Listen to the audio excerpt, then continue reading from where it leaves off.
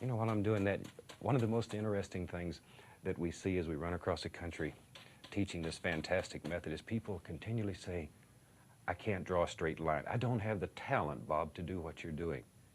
That's baloney. Talent is a pursued interest. In other words, anything that you're willing to practice, you can do. And this is no exception. If you like me follow a lot of artists online, you will see that for most of them, art is something that has been part of their life for a very long time. Most people get into it as kids or teenagers, or at least have been doing it for consecutively for a long period of time. But that's not really the case for me. Art is more of a newfound passion for me because while yes, I still remember the one really good fish I drew when I was like in third grade. It was never really something that I pursued, more seriously. And not that because I didn't like it, because it's more like that the opportunity wasn't really even there. So it's something that I just realized I really wanted. My passion and journey for years was this one sketchbook that I bought when I was like 18 and like 10 doodle pages from Pinterest on it for years, or maybe one how to draw anime boy drawing from YouTube in like 3 months. And this year was actually the year that I realized it's something that I really enjoy, it's something that I really want to pursue more seriously and put a lot of more effort to it. But then there's a question of how to actually start. The easiest answer would obviously be to just sign up for a class, but the thing is I'm broke, and more seriously, it's not really affordable for me right now. I don't have the time for a regular normal class. So I decided to kind of make my own art curriculum and learning process. I don't know what to do with my hands. I'm going to hold this like it's a microphone, and you are going to not laugh at me. So the first thing that I did was to watch other people, and there's so many videos of different people and their journeys into getting to drawing on different kind of mediums and how they did it. And the first thing that I did was to watch all those videos and watch and see how other people did it and take notes of the things that I think would be good for me to apply to my own journey, the resources, courses, books, everything, any YouTube video or artist that they mentioned that they use and was useful for them. So I watched a lot of different videos of different people's art journeys, how they started, how they would started, and I wrote down their sources, YouTube videos that they mentioned, anything, and just made a really, really long list of everything that I found interesting or useful or applicable to my own case. The second thing to do is to set goals. I'm the type that wants to do everything, so I want to learn gouache, I want to learn watercolor and pencils and inking, I want to make comics, draw scenery, portraits, and that is like just not possible. So the first thing that I did after kind of watching all those videos was figuring out what the hell I really want to do. And I don't mean that as in like writing a list. I mean that's like a journal entry. I just like sat down and like a journal entry, wrote down what I want to do, and not just finding your life goal or life passion or anything either. Just write down what you want to do. What is like the thing that you want to make maybe a year from now, maybe 2 years from now. Just make like a journal entry, and I wrote down I want to draw Gojo, and I want to draw an entire 𝒐𝒕𝒉𝒆𝒄, and I want to draw portraits of them. Basically, I want to draw Gojo in different types and like shapes and mediums. That is a goal. That is a very respectable goal. So just sit down, just journal everything out. Don't make a list. Don't make like a concrete plan yet. Just brain dumping anything related to why you want to learn this. It's just that I want to pass time. That could be a goal either. So that was my second step. The third thing to do is to narrow down. Now that you have like everything on paper and you can see the things that are more important and more mentioned to you, it's time to make that bullet pointed list. There's so many mediums and different kind of stuff to learn that it can be very overwhelming. So what you need to do is to put a limit. I put a limit of 4 for myself. So what I want to learn is obviously the fundamentals of drawing, just pen and pencil, just pencil. If you love pencils online, just fundamentals, which can also be the most overwhelming part to figure out where and what to start with, but we get to that later. I put that as like my main focus. Making comics, watercolor, art studies and history, and just general interesting things that I find I like to know more about. And those became my 4 main focuses that I currently think I want to focus on for at least the next 6 months or the next year. The next step is to figure out where and what to start with. The internet is your best friend when trying to learn anything on your own. You can find basically anything to learn on the internet for free. And I use different places. I use YouTube, I use Reddit actually, which is interesting because the people on Reddit are some of the nicest people I've seen when it comes to like discussions and stuff. I don't know, anything that I search for, there's always some Reddit post. I don't know how Reddit works, but there's always like people putting like pages and pages of explanations for anything. And it's such a useful place as well. And one of the best things that I found was on Reddit. I found this a complete kind of curriculum for any self-taught artists. I put it up here. This is a complete plan for starting from scratch, and it's so helpful. It's divided into different terms. I believe the new version is 11 terms, and each term has different topics and different kind of subsections that you can go to. There's plenty of resources, not just learn this, learn this, learn this. There's like complete YouTube playlists and courses and books and everything that you need to learn in that kind of semester. It's exactly like you're going to university. They give you the book and say, okay, this is what you need to learn, and it's very useful.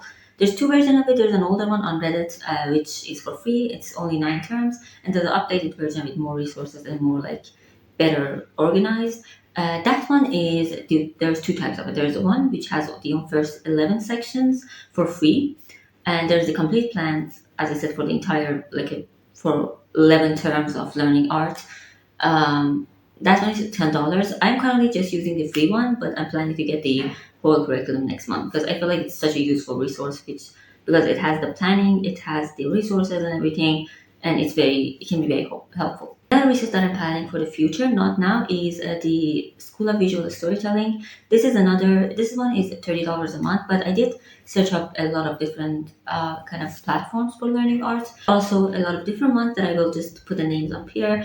But School of Visual Storytelling was the one that I felt like was more affordable, and also like a complete roadmap from the start to kind of where to start, which can also be very useful. So if you want to just use one resource and you're also willing to pay this $30 a month, I think it would be very good to use this one if you don't want to kind of use anything else. There's also obviously many YouTube channels and YouTube videos, different books, as I said, that I found to the studying stuff that I said. But none of these are really what I'm going to start with. None the curriculum or the School of Visual Storytelling, none of them are just my starting points because I made that kind of for myself. So let's talk about what I actually want to do.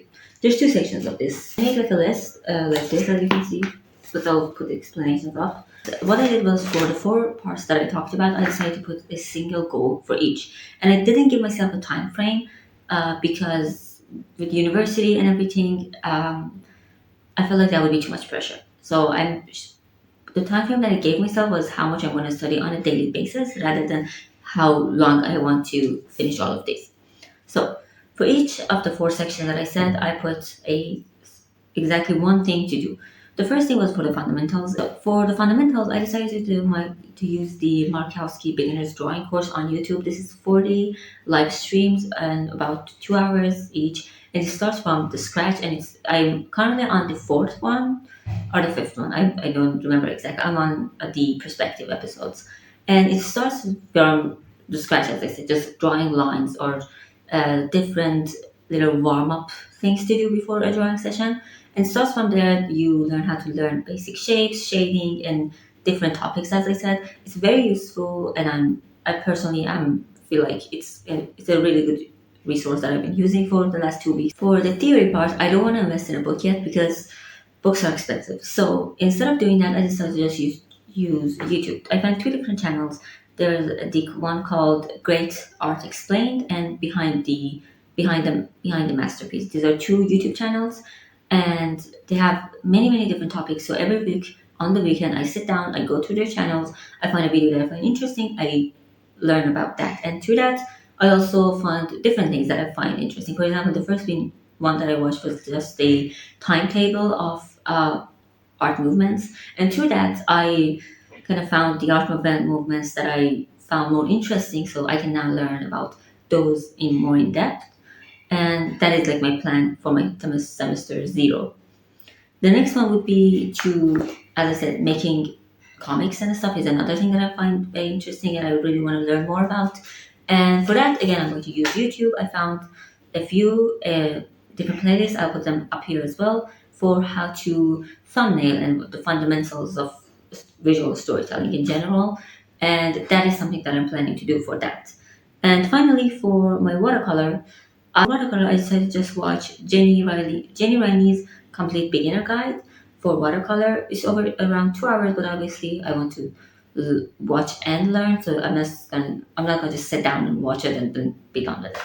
So that is my plan. But so I decided to put my main focus, as I said, on the fundamentals for the beginning, because I think it's very important. And when I learn that, then it's the thing that you need for any other medium. So that's my main focus. And for the three other parts, I decided to just use YouTube and not put too much pressure for myself. But I also decided to give myself some prompts on a weekly basis. For example, first of all, so that I don't feel overwhelmed and it doesn't turn into a chore and I can still enjoy it. Because honestly, I've been really enjoying just sitting down and watch the episodes and doing the exercises. But at the same time, I feel like it can get a bit dull. So I also gave myself like a time frame. For example, I love manga, as I said. So every month I have to redraw at least 10 manga panels, because first of all, it's something that I enjoy, and second of all, it really helps with understanding, as I said, visual storytelling. Another prompt that I gave myself was for fan art. So I love drawing fan art, as I said. Like, I have a lot of them here actually, if I can find it.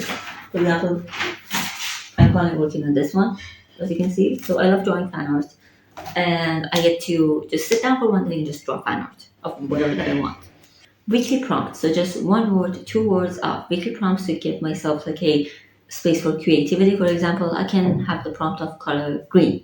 So I can make a page with things that are green, like an animal or a plant or a food or an outfit, anything that is related to that prompt, and it will help me. I think personally, I feel like because I'm at the beginning right now, I tend to just want to redraw stuff, obviously fan art, official fan art redraws, manga panels and so on. That is very good practice. But at the same time, I think it would be good to have something to help me be more creative. So not just like it's something too hard. For example, things I like in autumn. I like reading, so I can just make tiny doodles of books. I can make tiny doodles of coffee mugs and stuff like that to just help me not just redraw things. So that's how I decided to start learning art for myself. And that is like my plan. And I have actually been using this for around 2 or 3 weeks now. And I'm gonna put a little study session at the end of the video as well. So the last part, which probably will need its own video, is how I can make the time in order to sit down and learn.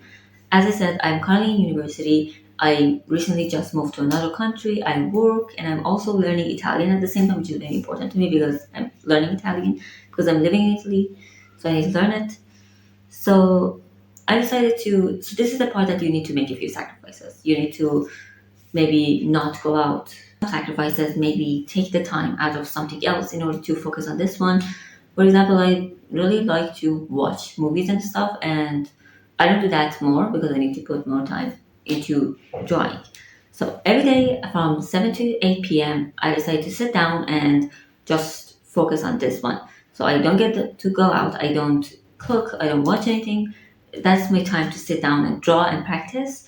And I've been using that and it's been very helpful. And it's important to choose a time that can work for you. For example, I have to study, as I said, and I work and everything. So from the morning to like 6 p.m., 6:30, it's to focus on my studying, focus on university and work. And then I get a 30-minute rest. And from 7 to 8 p.m., I have to sit down and practice. And actually, something that I'm very happy about is that a lot of the days when I sit down, I don't kind of look at my watch, and I usually finish even later and I practice even more, which I'm very happy about because it means I'm actually enjoying it. And on the weekends, I can do more time-consuming things. For example, watercolor, because it takes more time to work with. And also, if there's any kind of assignments or prompts that is left from the week, I can do that on the weekend. Or just, as I said, more time-consuming, fun stuff like drawing this on a canvas is something that I'm planning to do probably today because today is Saturday and I have more time, so I can focus more on this because I don't go to work anymore. And yeah, so it's free time. It's kind of more of a free time to do whatever I want for myself. And that way, as I said, I didn't put like I have to finish this entire course in 2 months thing. Instead, I put I have to watch one episode every week and then practice 1 hour a day in order to kind of stay consistent with it. It's also important to keep yourself accountable, and I think, and make sure that you have something that keeps you accountable. For example, maybe you're just that disciplined and you can just do this every single day. Or maybe you can tell a friend to keep you accountable, to remind you, or just maybe you can do this together and you both every day show what you practice. And that is something I did. I made a little Telegram channel and I added to all my friends who did tell me that they wanted to see the stuff that I make every single day. It's kind of my plan to, as I said, learn art on my own. I'm very excited for doing this series. This is going to be actually a series, so I'll try to make an update maybe every 2 months to how much I practiced, how much I've grown, the things that I've managed to make. I hope this video was useful. If you also want to do this, I'll put the link to the self-taught artist curriculum that I said in the description as well.